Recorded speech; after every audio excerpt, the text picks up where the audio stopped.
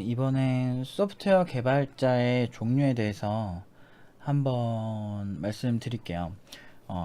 보통 이 영상 보시는 분들은 이제 개발자가 소위 이제 컴퓨터 프로그래머라고 하는 직업이 이제 보통 이제 한 분야를 막 뜻하는 것처럼 생각하시는 분들도 가끔 계실 거예요.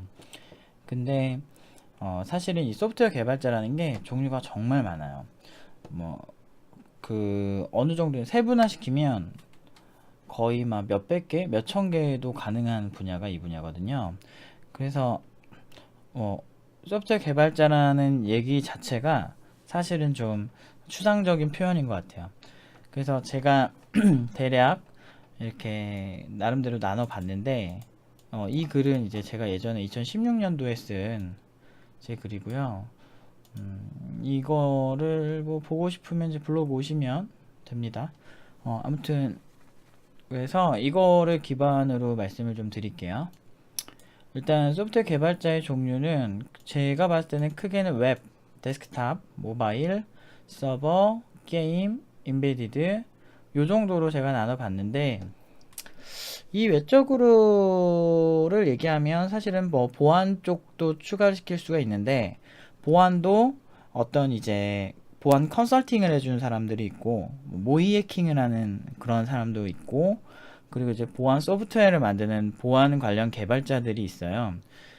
물론 이제 그 보안 소프트웨어 개발 회사에서 특정 그러니까 보안 개발자라는 말은 없을 거예요. 근데 뭐 C 개발자를 원하는데 보안에 관련된 기술을 다룰 줄 아는 사람이라고 해서 우대를 하는 경우가 있거든요.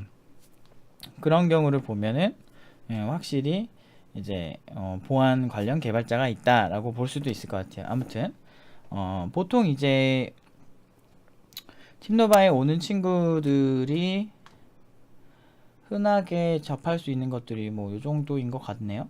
요 정도 범위 내에서는 충분히 할 수 있고 보안 쪽으로 간 친구도 있어요. 팀노바 같은 경우는 이렇게 어떤 장르를 특정하고 그 학생들이 키워내는 스타일이 아니고 어떤 분야든지 겁 안 내고 갈 수 있게 내공이 있게 좀 내실을 다지는 걸 중요하게 생각하기 때문에 그래서 그런지 실제로 뭐 블록체인이라든지 보안이라든지 안드로이드 뭐 아이폰 아니면 서버 아니면 API 개발 뭐 등등등 굉장히 많은 분야에 다 간 것 같아요. 이 분야 거의 다 간 것 같아요. 그래서 사실 장르를 불문하고 가는 편인 것 같은데 뭐 아무튼 하나하나 좀 해석해 볼게요. 여기 간단하게 써 있네요. 데스크탑 프로그래머 우리가 이제 흔히 아는 플랫폼 중 하나가 플랫폼이 뭐냐면 뭐 쉽게 생각하시면 그러니까 단순하게 생각하시면 OS라고 표현할 수 있는데 단순히 OS는 아니고 어떤 무언가가 올라갈 수 있는 곳? 뭐, 이 정도로 표현할 수 있는 것 같은데, 소프트웨어적인 관점에서의 플랫폼은, 운영체제 같이 어떤 내가 원하는 그 안에 사람들이 자기 작품을 올려서 소프트웨어도 만들어서 올릴 수 있고, 뭐, 이런 영역을 주로 얘기해요. 그래서 뭐, 대표적으로 윈도우즈에는 윈도우즈 프로그램들을 올릴 수가 있잖아요. 그래서, 무언가를 올리는 것. 그런 걸 주로 뜻하거든요. 올릴 수 있는 곳, 이 정도. 그래서, 예를 들어 무슨 플랫폼이 있을까? 뭐, 어, OS 말고도, 뭐, 승차장? 뭐, 기차 승차장 이런 것도 기차들이 그 플랫폼 위를 왔다 갔다 하는 거잖아요. 거기에 승객들이 올라갔다, 오르락 내리락 하는 거고. 아무튼 그런 거를 표현해요. 그래서 어떤 큰 하나의 어떤 생태계 뭐 같이 그 안에서 이제 어떤 많은 이제 그러니까 유기체들 뭐 이런 사람들 소프트웨어들 이런 게 왔다 갔다 할 수 있는 공간 그런 개념으로 이해하시면 될 것 같아요. 그래서 이제 소프트웨어적인 관점에서 대표적인 플랫폼들은 우리가 그 맥 OS X인데 이거 잘못 썼다. 맥스 OS 이렇게 썼네요.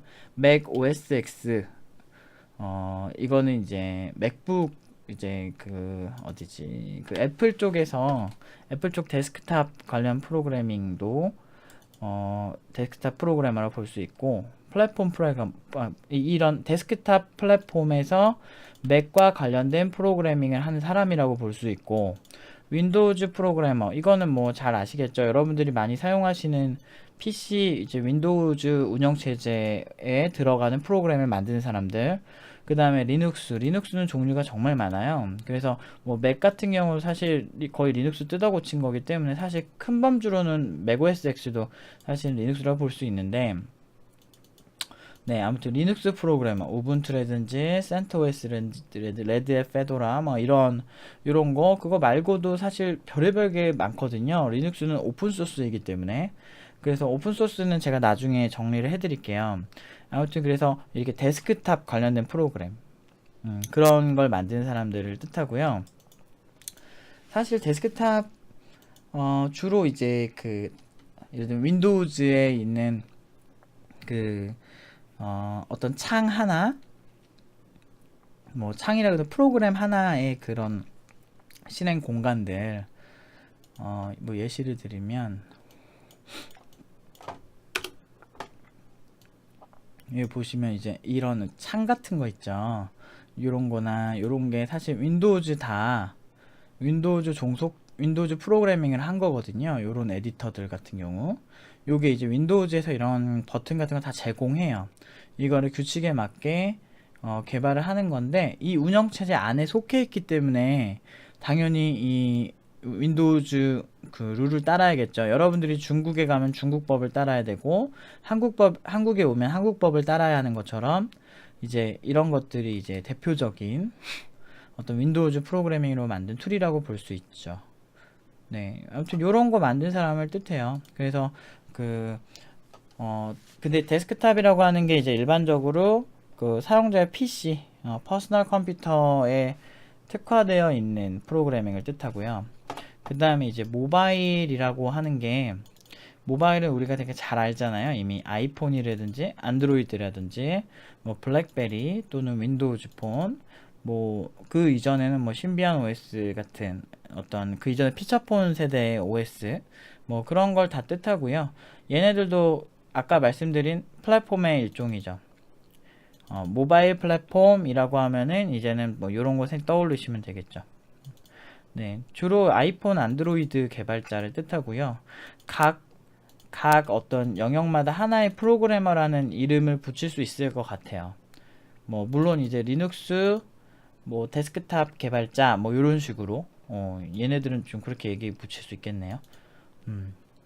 그리고 웹 개발 같은 경우는 이제 웹이라면은 여러분들이 말하는 월드 와이드 웹, WWW라고 하는 우리가 이제 흔히 사용하는 이제 홈페이지 개발자를 뜻하는데, 홈페이지 중에서 지금 제가 여기는 되게 심플하게 써 있네요. 사실은 웹은 세 부류로 나눌 수가 있어요.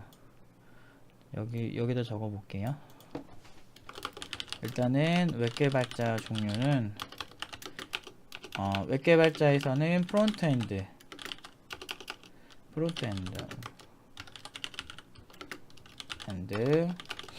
그리고 백엔드 개발자로 나눌 수가 있는데, 사실은 이것도 뭐 좀 웹 에이전시, 좀 큰 규모의 웹 에이전시에서는요, 어떤 뭐 코더라든지 뭐 웹 디자이너라든지 여러 가지 용어를 많이 써가면서 조금 더 세분화 시키는 것 같아요. 자바스크립터 이런 느낌으로.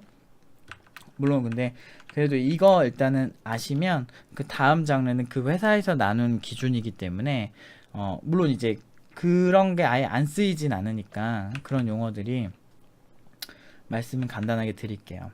프론트엔드라고 하면 이제 이거는 기술적 관점에서의 분리인데, 각각의 영역이 좀 개발자들이 살짝 달라요. 혼자 다 할 수도 있긴 하지만 보통 이제 한 분야가 깊이가 있다 보니까 숙련된 개발자들이 필요해요. 그래서 대표적으로 프론트엔드의 대표적인 이제 HTML 이 개발자가 있어요. 이것도 HTML5 시대나 이제 그 이전 시대 같은 어떤 좀 그러니까 웹 표준 문제라든지, 그러니까 HTML5 시대에는 이제 웹 표준을 많이 웹 표준부터 모르시겠구나. 이게 완전히 왕초보 기준으로 얘기를 하다 보니까 다 해석을 해줘야 되네요. 웹표준이란 게 이제 웹브라우저가 되게 많잖아요. 그런데 이제 웹 브라우저를 만드는 회사들이 다 다르잖아요. 그러니까 다 다르기 때문에 이 다 다른 거를 맞춰주려고 어떤 정책을 딱 내놔요. 그 웹표준을 만드는 회사가 있습니다. W3C라고 그 규격을 만드는 어떤 뭐 단체 같은 게 있는데, 거기서 이제 그 웹브라우저를 만드는 그 회사들한테 웹브라우저를 만들 때 이렇게 만들어 달라 하는데, 각 회사들마다 개성이 있고 욕심이 있다 보니 좀 특별한 기능을 넣거나 해석하는 게 좀 다른 거예요. 그래서 뭐 각각의 회사, 예를 들면 뭐 사파리, 뭐 크롬, 인터넷 익스플로러, 뭐 또 뭐 있지, 오페라, 뭐 이런, 뭐 파이어폭스, 뭐 이런 회사들이 다 다르니까 이제 같은 사이트를 만들더라도 이제 그 사용자 입장에서는 같은 사이트지만 버전을 여러 개 만드는 경우가 있어요. 뭐 그런 걸 주로 하는 개발자라 HTML 개발자라고 하기보다는 뭐라 그러더라. 하여튼 뭐 HTML 관련 개발자라고 보셔도 될 것 같아요. 그 다음에 자바스크립트 개발자. 자바스크립트 개발자는, 이게 자바스크립트가 사람들이 이제 처음에 접근 난이도가 낮아서 굉장히 자바스크립트가 쉬운 언어처럼 많이 이렇게 얘기가 되곤 하는데, 자바스크립트의 역할은 동적인 역할을 담당을 하는데, 동적이다, 정적이다의 차이는, 동적인 건 움직이는 걸 뜻하잖아요. 그러다 보니까 홈페이지에서 조금 이렇게 화려하게 움직이거나 애니메이션이 되거나 이런 부분은 보통 자바스크립트로 개발 많이 해요. 좀 이런 영역의 개발을 좀 많이 담당하는 그런 개발자가 있어요. 이거는 사실 뭐 보통 이제 프론트엔드 개발자라고 하면 보통 이거 다 얘기하는 회사도 있고, 자바스크립트 개발자라고 하면 이것만 특화시킨 개발자를 원하기도 해요. 그래서 회사만, 이게 좀 추상적이라 그 모집 공고나 이런 걸 보고, 회사의 모집 공고를 보시고 대략 이제 기술을 알고 유출을 해야만 이 사람들이 원하는 개발자가 어떤 개발자인지 좀 알 수 있어요. 그러니까 기술을 좀 알면 좀 더 정확하게 알 수 있죠. 그 다음에 이제 백엔드 개발자는요, 다시 아까 그 게시물로 돌아가면 지금 이런 랭귀지들을 얘기해요. 예를 들면 PHP, JSP, ASP, 뭐 루비 온 레일즈, 뭐 파이썬, 뭐 또 뭐 있지? 뭐 많아요. 되게 많아요. 거의 이제 이 백엔드 개발자들이 꽤 많죠. 예, 상당히 많은데, 그러니까 전 세계 한 70% 정도는 백엔드 개발자, 백엔드가 아니고 웹과 관련된 개발자들이라 그러더라고요. 그 스택 오버플로우에서 통계를 내본 걸 본 적이 있어요. 최근 통계였어요. 네, 그래서 백엔드 개발자가 뭔가 이렇게 보면, 프론트엔드는 앞에서 무언가를 하는 사람 같잖아요. 백엔드는 뒤에서 무언가를 하는 사람인데, 근데 이거 관점을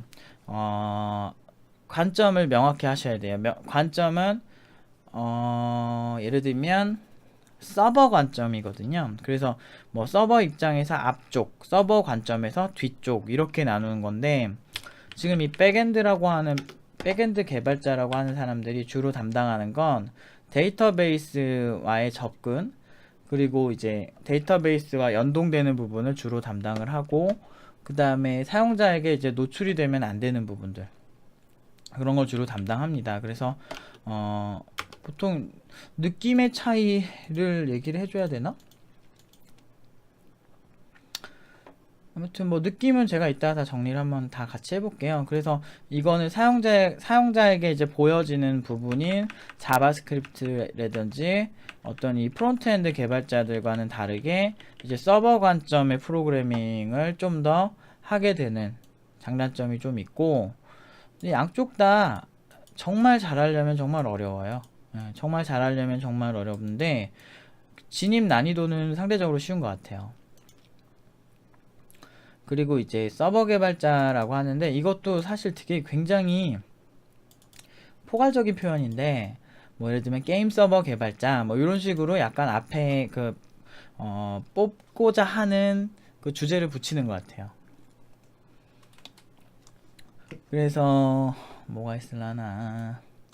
보통 이제 게임 서버 개발자 또는 메신저 서버 개발자라고 표현을 하는데, 보통 이제 TCP 개발자 아니면 UDP 개발자 아니면 소켓 개발자 뭐 이런 식으로 용어가 되게 많아요.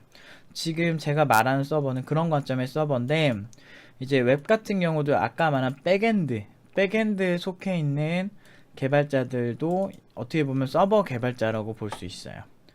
그래서 이 서버란 표현은 보통 서버 개발자라고 하면 좀 되게 포괄적인 표현이니, 보통 이제 만약에 서버 개발자에 관심이 있으시면 장르를 약간 특정하시고 그렇게 표현을 하는 게 더 좋을 것 같네요. 예를 들면 난 게임 서버 개발자, 나는 메신저 서버 개발자, 뭐 이런 식으로. 그 다음에 이제 인베디드 개발자인데요. 이제 이 개발자들은 주로 하는 게 우리가 소위 이제 운영 체제가 없는 그런 하드웨어와 좀 더 접근성이 높은 개발을 하는 분야들이 있어요. 그게 인베디드 개발자라 그러는데, 이분들이 주로 하시는 건 이제 운영체제 뭐 안드로이드라든지 아니면 윈도우즈라든지 iOS 같은 어떤 그 이식성이 좋은 운영체제들이 그 기계에 붙기 전에, 그러니까 기계에 붙지 못하는 환경 있죠. 예를 들면 자체적인 이제 운영체제를 갖고 있다거나, 아니면은 운영체제만큼의 기능은 없고 아주 단순한 정도의 어떤 그런 이제 회사 자체에서 만든 이 프로그램에 들어가는 뭐 그냥 프로그램 정도? 뭐 그런 거를 주로 뜻해요. 그래서 이런 거 개발을 하는 게 뭐 예전에 뭘 본 적이 있었지? 뭐 그런 거, 뭐 옛날에 뭐 TV에 들어가는 프로그램? 지금은 안드로이드도 많이 들어가고, 또 뭐 웹 OS인가 뭐 그래가지고 또 이제 TV용 OS가 좀 있더라고요. 근데 뭐 그런 것도 있고, 그런데 그런 거 말고 그 이전 시대에 자체적으로 만든 뭐 그런 이제 TV에 들어가는 프로그램들, 뭐 그런 거, 아니면 전자시계에 들어가는데 뭐 전자시계 기능이 약간 있다거나 할 때 들어가는 프로그램들, 뭐 그런 좀 더 이제 OS가 안 붙어 있는 환경을 주로 뜻한다고 보시면 돼요. 이것도 되게 추상적인 표현이에요. 그래서 하드웨어 쪽에 좀 더 가깝습니다. 그런데 이제 여러분들이 이제 궁금한 건, 지금 이게 뭐 종류를 안다고 여러분들 지금 느낌이 바로 와서 내가 뭘 선택하고 막 이런 건 아니잖아요.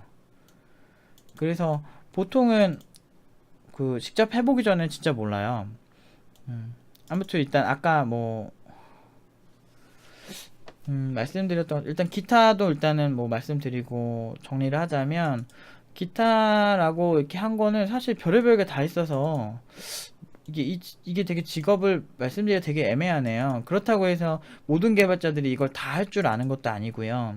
뭐 게임 개발자도 있는데, 게임 개발자도 클라이언트 개발자가 있고 뭐 서버 개발자가 있고, 그런데 더 웃긴 건 클라이언트도 2D 개발자가 있고 3D 개발자가 있어요. 그리고 뭐 각자 게임 개발자 세분화시킨 곳은 어떤 쪽은 약간 뭐 캐릭터 관련된 거, 아니면은 어떤 사람은 뭐 카메라 제어에 특화된 사람도 있을 거고, 사실 그거는 그 회사의 정체성이나 방향에 따라서 너무 달라질 것 같네요. 그래서 사실 이 기준이 좀 추상적이긴 한 것 같아요.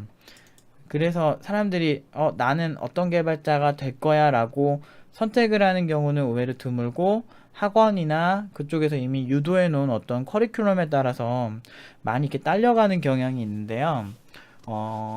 그런 선택을 이제 하실 때 제가 약간 좀 팁을 좀 드리자면, 일단은 각각의 이제 프로그래밍의 어떤 장단점을 제가 말씀드릴게요. 일단 데스크탑 프로그래밍은 재밌는데, 이제 재밌습니다. 재밌고, 그런데 어떤 그 되게 기본적으로 되게 낮은 사양의 컴퓨터를 겨냥하기보다는 어느 정도 스마트폰에 비해서는 좀 높은 사양의 프로그래밍을 많이 하잖아요. 그리고 이제 PC 환경, 뭐 키보드와 마우스가 있는 환경에 맞춰진 프로그래밍을 주로 해요. 그래서 데스크탑 프로그래밍을 하실 때 느낌은 좀 뭐라고 해야 되지? 그냥 뭐 그 OS를 좀 좋아하시면 OS에 대한 뭐 애정이 좀 있고 그렇게 하시면 뭐 재밌게 하실 수 있지 않을까 싶은데 난이도 같은 거를 뭐 알려드리자면 처음에 시작하실 때 쉬운 편은 아닌 것 같아요. 네. 그리고 이 운영 체제에 대한 이해가 좀 있어야 돼요. 뭐 예를 들면 맥 OS X에 대한 이해, 아니면 윈도우즈에 대한 이해, 아니면 리눅스에 대한 이해가 좀 빠삭하게 있고 개발을 하시면 도움을 많이 받아요. 그래서 난이도는 좀 있는 편이고요. 데스크탑 근데 데스크탑 프로그래밍이 무시할 수는 없겠죠. 아무래도 우리가 지금 뭐 게임을 하든 뭘 하든 가장 많이 쓰는 건 저는 데스크탑이라고 보는데 생산성에 특화된 거, 뭐 포토샵이라든지 뭐 한글 문서, 워드, 뭐 파워포인트, 뭐 이런 것도 다 이런 데스크탑 프로그래머들이 만든 거죠. 그러니까 사실은 좀 난이도가 저는 쉬운 편이라고 생각은 좀 안 드네요. 운영체제는 이해가 있어야 되기 때문에. 그 다음에 모바일 같은 경우는 팀노바에서도 많이 이렇게 하는데요. 팀노바에서는 지금 안드로이드로 이제 시작을 하는데 모바일 같은 경우는 이제 그 좀 특성이 좀 다르죠. 데스크탑은 항상 이렇게 뭐라 해야 돼, 전원 공급이 되는 환경에서 이제 뭐 성능이 좋은 걸로, 그러니까 앉아서 주로 사용하는 그런 느낌을 반영을 한다면, 모바일 같은 경우는 항상 언제든 가지고 갈 수 있고 언제든 화면이 자주 꺼질 수 있고, 그리고 뭐 연락도 와야 되고, 그리고 배터리 관리도 해야 되고, 그래서 좀 특성이 데스크탑에 비해서는 좀 더 예민한 게 좀 있는 것 같고요. 그리고 내가 내 앱을 막 실행하는 와중에도 알림도 오고 막 그런 면들을 좀 신경 쓰는 게 좀 피곤하고, 그리고 해상도도 굉장히 다양하기 때문에, 그리고 그 디바이스마다 CPU 종류도 되게 많고 좀 그 경우의 수가 좀 많은 것 같아요. 그래서 좀 난이도가 의외로 제가 해본 바로는 데스크탑보다는 좀 더 고려해야 될 사항이 좀 더 많아서 좀 더 피곤했던 경험이 있어요. 그래서 모바일 쪽이 좀 더 난이도는 이제 있는 편이다. 그 다음에 웹 같은 경우는 웹은 상대적으로 초반에는 진입은 되게 쉬운 것 같아요. 왜냐면 좀 정적인 면이 있어서 이제 초보자분들이 보시고 좀 접근하기 나쁘진 않은데, 문제는 이것도 사실 굉장히 잘해지면, 좀 깊게 들어가면 사실 쉽진 않아요. 왜냐면 경계선이 어느 순간 허물어지는 때가 있어요. 예를 들면 뭐 데스크탑이나 모바일이나 웹이나 처음에는 완전 다른 영역인 것 같아 보여도, 이제 저처럼 좀 오래 하시다 보면, 또는 이제 뭐 포괄적으로 이런 플랫폼들을 다 다루시는 그런 개발자가 되시면 근본적인 건 크게 다르지 않다라는 생각을 할 때가 있습니다. 제가 이제 팀노바 친구들한테 굉장히 많이 가르치는 것 중 하나인데요.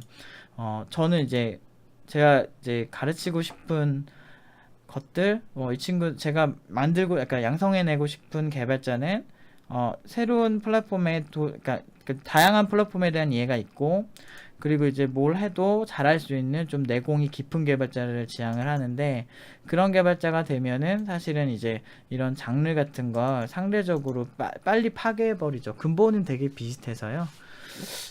근데 웹 같은 경우는 이제 초보자분들이 많이 선택하고 수요도 많은 편이라서 많이 하는 것 같아요, 사람들이. 그러니까 개발자 점유율 한 70% 될라나? 그리고 이제 서버 개발자는 의외로 게임 서버 개발자나 어떤 이 중개 처리하는 그 메신저라든지 이쪽에서 서버 개발자들은 사실은 초보자들을 많이 안 쓰는 편인 것 같아요. 좀 경험이 있고 좀 생각이 많은 좀 경력이 많고 좀 잘하는 개발자들이 많이 있는 것 같아요. 그래서 그런지 페이 같은 경우는, 페이는 이따 제가 한 번에 정리해 드릴게요. 그래서 뭐 아무튼 그런 것 같고, 그래서 초보자들 잘 안 씁니다. 그래서 좀 경험이 좀 있으신 분들을 많이 쓰는 경향이 있어서 난이도가 좀 있어 보이는 느낌. 그 다음에 인베디드 개발자는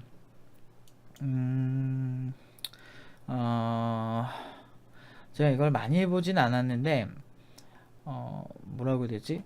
그 인베디드 디바이스 있잖아요. 그러니까 장치 여기 내가 프로그래밍하는 장치가 엄청 좋은 거면 사실 저 같으면은 안드로이드를 깔던지 이식을 시킬 것 같아요. 안드로이드 포팅한다 그러는데 이식을 시켜서 그런 걸 쓸 것 같은데, 대부분의 인베디드 디바이스들은 그렇게 훌륭한 사양을 갖고 있지 않아요.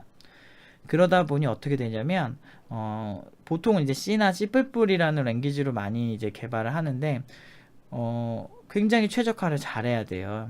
그러다 보면 메모리 한 땀 한 땀 좀 아끼고 뭐 이런 경향이 좀 커서 좀 꼼꼼하게 그 해야 되는 편이 많은 것 같아요.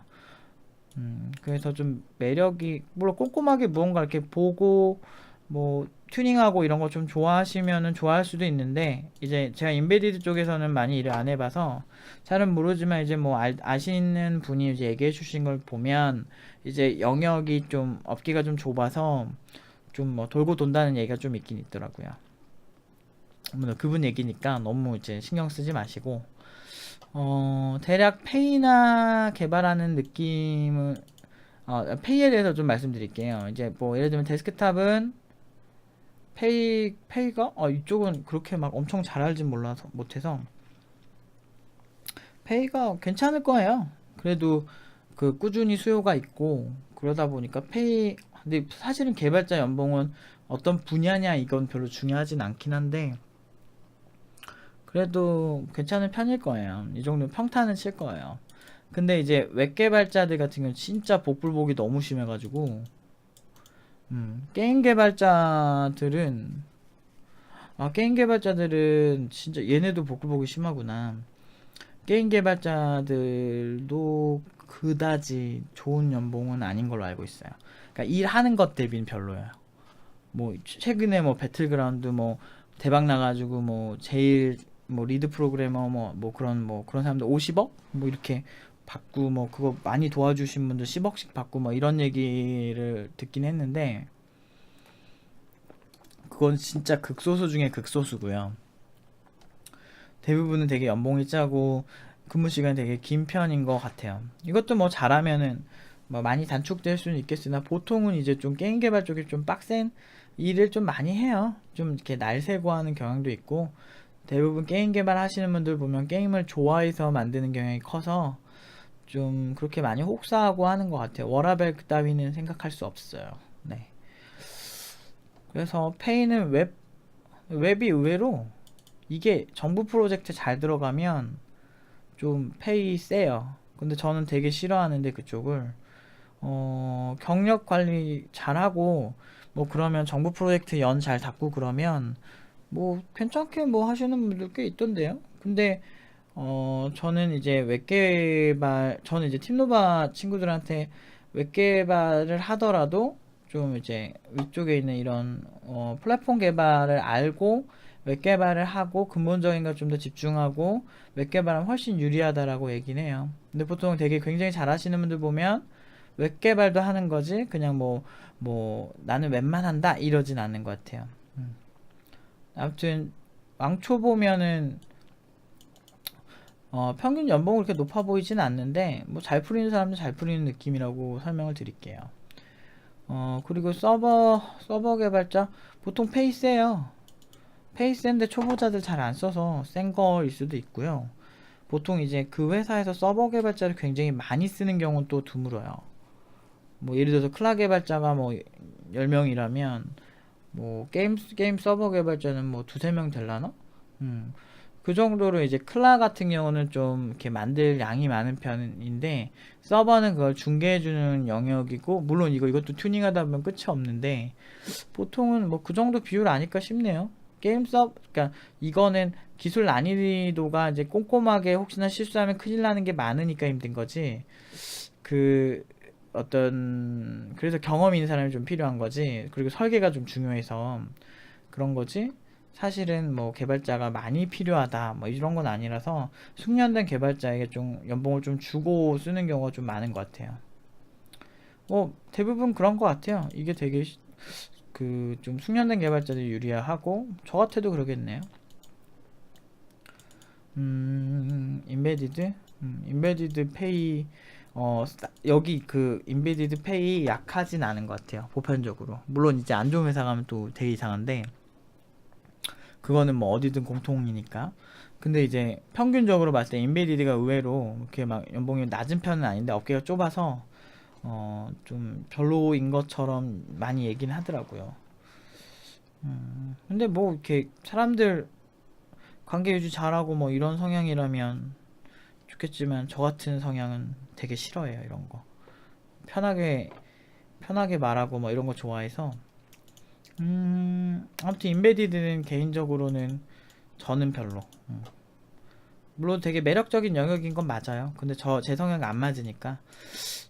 그래서 이제 저는 이제 팀노바 친구들한테 어떤 걸 주로 추천을 많이 하냐면, 뭐 게임 쪽 진짜 게임 좋으면 게임도 추천하고요. 뭐 모바일 쪽이 점유율이 계속 늘고 있고, 그리고 이제 인도 쪽이나 뭐 저가 폰들이 많이 나오면서 인도나 뭐 아프리카 뭐 이쪽에 정말 많은 인구들이 있거든요.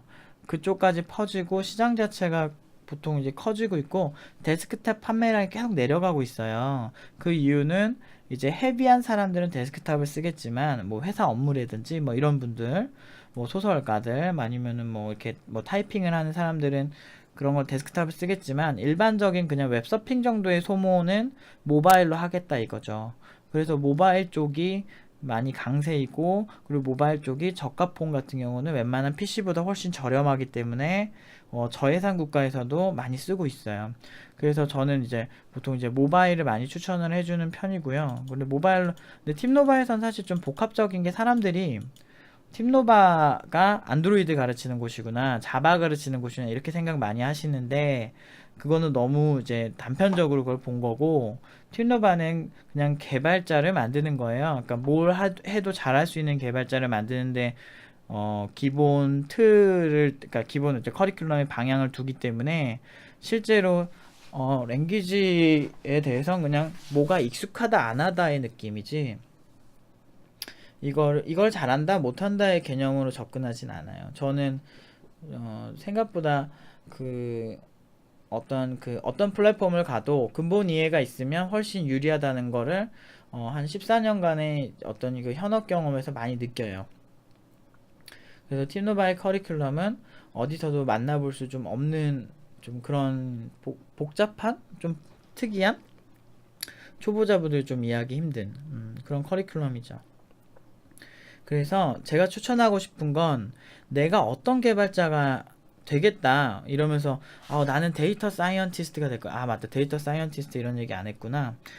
데이터 사이언티스트 같은 경우는 보통은 이제 사실 이것도 진짜 막 툴 깨작깨작 돼가지고 불쌍하게 막 개발하고, 불쌍하게 개발한다는 게 아니고 뭐지, 딱 그냥 하는 거, 그냥 툴만 다루는 사람으로 그냥 적당히 일하는 건 전 진정한 데이터 사이언티스트가 아니라고 생각하고, 그 사람들은 한계가 명확해요. 일을 잘한다고 보기도 좀 힘들 수 있어요. 근데 보통 이제 진짜 데이터 사이언티스트 중에 정말 잘하시는 분들은 보통 이제 개발자만큼 개발을 굉장히 잘해서, 개발에 대한 이해가 있고 어떻게 데이터를 모아 주어야 한다 라든지, 어떤 식으로 수집하는지 이미 다 알고 있고, 그러면 이렇게 할 때 이렇게 수집하는 게 훨씬 더 유리하다 라는 가이드까지 주시는 경우가 훨씬 많아요. 그 정도로 이미 개발에 대한 이해도가 높아요. 그리고 그 데이터를 분석해서 그 회사에 유의미한 결과를 주는 그런 직업인데, 이런 게 지금 뭐 요새 많이 이렇게 늘고 있는 추세인데, 보통 이런 역할이 필요한 기업에 많이 쓰이죠. 예를 들면 데이터가 엄청 큰 뭐 빅데이터 구조에서도 데이터 사이언티스트들이 좀 뭔가 할 수 있겠고, 그 다음에 또 뭐가 있을까? 금융권 같은 데서 이제 뭐 그 골드만삭스 막 이런 데서 뭐 개발자가 한 8,000명이 된대요. 페이스북보다 골드만삭스 같은 금융기업이 되게 많다고 하는데, 그 이유가 그 많은 그러니까 투자를 할 때 이렇게 투자하면 돈이 올라야 돈을 버는 구조잖아요. 그 투자 회사들은. 그러다 보니까 그거에 영향을 미치는 많은 데이터들을 수집을 해서 분석을 해서, 이 회사 주식이 오를 것이다, 또는 뭐 이런 곳이 내려갈 것이다, 이걸 분석해서 이제 뭐 매매를 하는 거죠. 주식이나 아니면 자산들을. 뭐 이런 식의 굉장히 많이 영향을 미칠 수 있는 직업이죠. 데이터 분석. 그래서 저는 좀 매력 있고 이제 몇천 개가 넘을 것 같아요. 이쪽 직업들이. 또 뭐가 있을까? 뭐 보안 전문가는 보안 전문가가 똑같아요. 그냥 개발을 일단 졸라게 잘해야 뭐 그러니까 어설픈 애들은 툴키디예요. 그러니까 툴키디가 뭐냐면 해킹도 그냥 툴 가지고 깨작깨작 되는 애들이 있어요. 주로 이제 잘 못하는 사람들이 그걸 많이 하는데 개발을 잘 모르고 이게 그 어떤 툴만 가지고 깨작깨작 하면은 해킹이 성공할 때가 간혹 있습니다. 근데 이런 케이스는 사실 한계가 명확하고요. 정말 해킹을 잘하는 사람들, 되게 뛰어난 해커들은 개발도 이미 보통은 잘해요. 이미 굉장히 뛰어난 개발자인 경우가 많아요. 그러다 보니까 그 해킹의 느낌은 빈집털이, 그러니까 도둑들이 어떤 그러니까 해킹이 아니라 도둑질을 할 때 그 빈집을 이렇게 털 때 뭐 창문으로도 들어가고 뭐 어떤 뭐 현관문 이렇게 따가지고도 들어가고 막 이렇게, 그러니까 일상적으로 이제 하는 실수들, 개발자들이 하는 실수들에서 또는 잘 점검을 못하는 부분에서 많이 취약점을 찾아내는 경우가 많거든요. 그래서 그런 취약점을 찾아내서 파고 들어가는 게 해커들의 특징이다 보니까 개발을 되게 잘해야 돼요. 그래서 이게 예전에 쓴 건데 뭐 대략 다시 조금만 정리하자면 이거 너무 텍스트 많다. 이렇게 돼야 되나? 뭐 이런 느낌? 이렇게 하고 뭐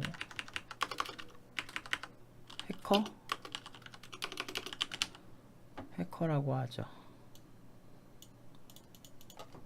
해커도 있고 해커도 있고 뭐 데이터 사이언티스트 뭐 이런 거 되게 많을 것 같아요. 뭐 이런 식으로 하면은 진짜 많을 것 같은데 별의별 거. 근데 이제 제가 추천드리고 싶은 건 어떤 막 단기간에 어떻게 만들어준다 라고 하는 건 사실은 그냥 보통 대부분은 툴 사용법 밀 확률이 상당히 높아요. 그런 경우는 실력이 많이 안 늘기도 하고 근본 이해가 없기 때문에 결국엔 나중에 다시 공부해야 되는 상황이 많이 생겨서 보통은 좀 개발을 뭐가 되시던 가장 기본이 되는 어떤 그 랭귀지 공부부터 하시는 걸 많이 추천을 해요. 보통은 이제 C랑 C++를 학과에선 많이 하는데 저는 절대 초보자들한테 추천하진 않고요. 파이썬이나 뭐 자바도 나쁘진 않고요. PHP 같은 것도 좀 문법이 쉬워요. 아니면 자바스크립트라든지 그런 랭귀지를 먼저 시작을 하시는 거를 추천을 드리고 싶네요. 아무튼 뭐 대략적으로 정리가 됐나? 제가 지금 새벽까지 강의를 하고 지금 와서 좀 지친 상태라 뭐 무슨 말을 했는지 그렇게 막 엄청 기억이 잘 나진 않는데 혹시나 뭐 빠진 거 있거나 뭐 궁금한 거 있으시면 댓글 달아주시면 제가 다시 말씀을 드릴게요. 아무튼 이 정도면 되겠죠? 이렇게 얘기해도 좀 추상적이죠? 근데 원래 그래요. 원래 좀 그래서 사실 좀 개발을 하시고 보시면 그렇게까지 막 추상적이다는 느낌은 아니실 텐데 사실 아무것도 모르는 상태에서 하면 좀 힘들고요. 전 개인적으로 이제 뭘 하시든 이제 개발을 해보시고 하시는 게 훨씬 이 직업을 이해하는 데 도움이 많이 돼요. 물론 잘 모르겠으시거나 좀 더 궁금한 어떤 직업에 대해서 또는 분야에 대해서 궁금한 게 있으시면 저한테 물어보시면 제가 아는 선에서 최대한 도와드릴게요. 아무튼 여기까지 하겠습니다.